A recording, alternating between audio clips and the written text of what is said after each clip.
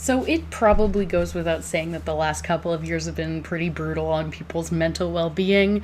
Turns out it feels crappy being inside all the time, but while we're still not at society's pre-pandemic levels of normalcy, I gotta get out of the house. I gotta.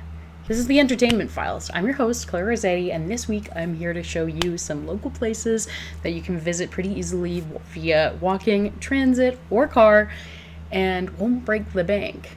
For this first episode, I decided to come to Tynehead. It's a regional park that's off of Highway 1, and you can get here pretty easily via transit or driving.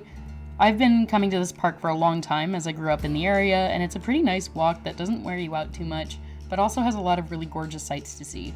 The other thing that's nice about Tynehead is that it's a dog-friendly park, and there's an off-leash area too, and that meant I could bring my buddy Maisie along. These guys are not dogs. Tynehead Regional is also home to the Serpentine Enhancement Society, who operate the Tynehead Hatchery.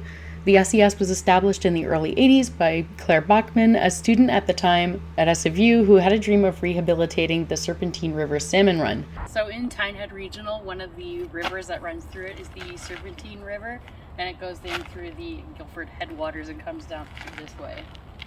They help to raise a number of salmon, such as coho, chum, and chinook, but they also raise steelhead trout. They're currently closed to the public, but they have a website with a lot of information on the different types of salmon and the programs that they run with local schools.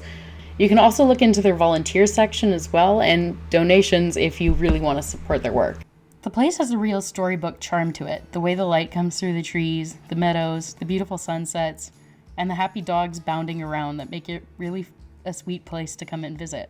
There are also several rest points around the park, so I recommend rounding up a buddy and some sandwiches and having yourself a picnic.